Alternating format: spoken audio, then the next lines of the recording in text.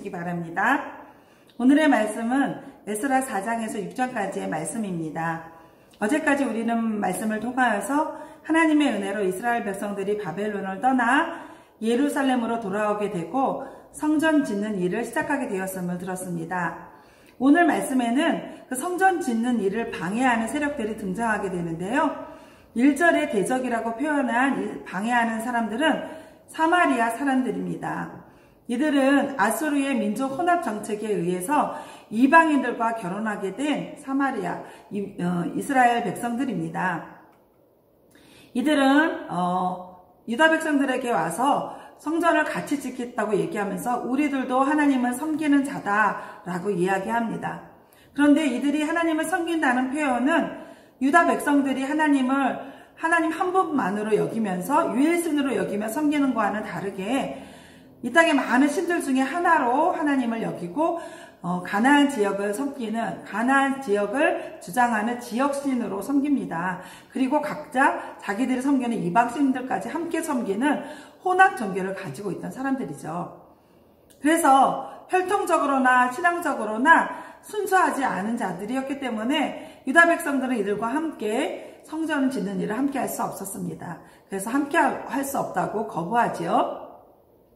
사실 이들은 이스라엘이 멸망한 이후에 계속적으로 이 사마리아에 거주하고 살면서 이제까지 자기들이 누렸던 기득권을 가지고 있거든요. 그런데 그것들을 빼앗길까봐 이 성전 짓는 일을 같이 하고 싶었던 것입니다.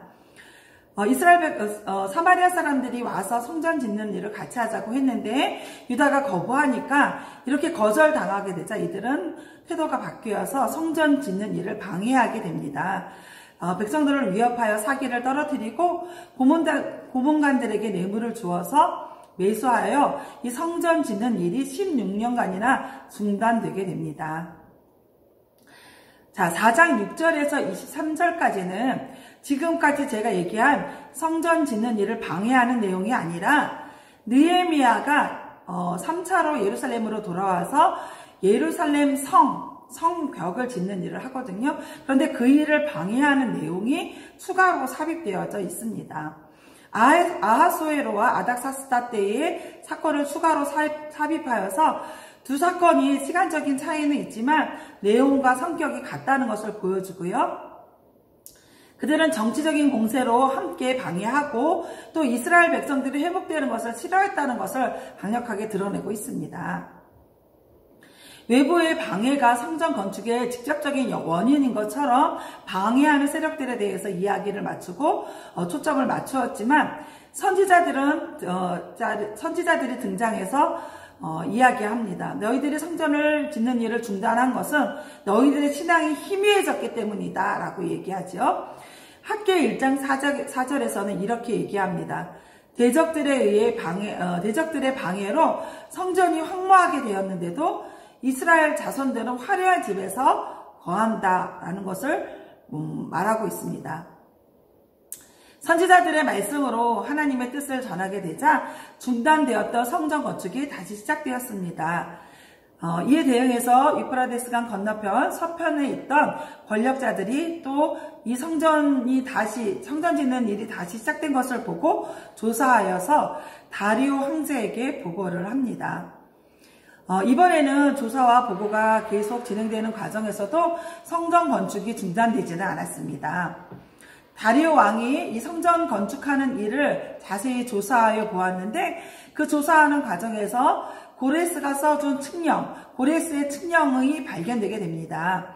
그래서 다리오 왕도 이 성전 건축을 신속히 끝낼 것을 명령을 합니다. 그래서 이스라엘 백성들이 부지런히 성전을 건축하게 되고요. 그래서 드디어 성전 건축이 완성이 됩니다.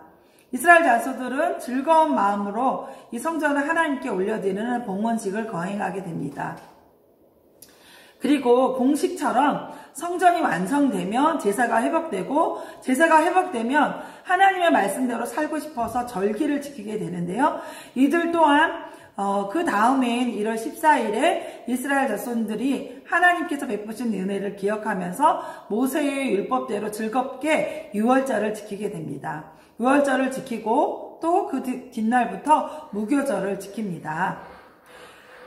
이번에는 하나님의 백성이 아니었지만 여호와 하나님을 찾는 이방인들도 이 6월절에 참여할 수 있도록 합니다. 사랑하는 명성교회 성도 여러분, 하나님은 어떤 분이십니까? 하나님은 우리가 어떻게 살기를 원하실까요? 하나님은 우리에게 명령하신 성전 건축을 잘하기를 원하시는 분입니다. 성전 건축으로 제사가 회복되고 절기가 회복되고 또 하나님과의 관계가 회복되어서 하나님의 백성으로 하나님의 뜻대로 살기를 원하시는 분이 하나님이십니다. 그런데 우리가 하나님께 대한 신앙을 견고히 하고자 할 때 꼭 우리에게는 대적들의 방해가 있습니다.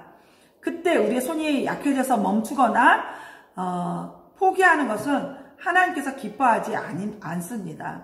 우리의 믿음이 연약해지거나 또 믿음을 저버리고 포기하는 일은 하나님의 뜻이 아닙니다.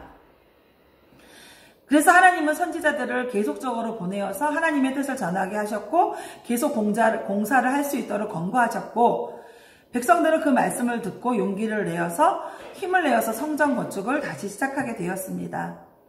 우리가 어떤 일에 방해를 받는다고 생각할 때, 어려움을 느낄 때, 힘이 빠질 때 우리는 다시 붙잡아야 하는 것이 있는데 그것은 바로 말씀입니다. 하나님의 말씀 속에서 하나님의 뜻을 붙잡아야 합니다. 우리를 사랑하시고 끝까지 인도하시는 하나님을 만나야 합니다. 말씀이 우리의 최고의 양식이고 우리의 보약이 됩니다. 사랑하는 명성교회 성도 여러분, 말씀 속에서 하나님을 만나고 하나님의 뜻을 발견하여 오늘 하루도 힘을 내어 전진하는 하루 되시기를 소원합니다. 명성교회 가정 여러분, 말씀 충전으로 승리해요.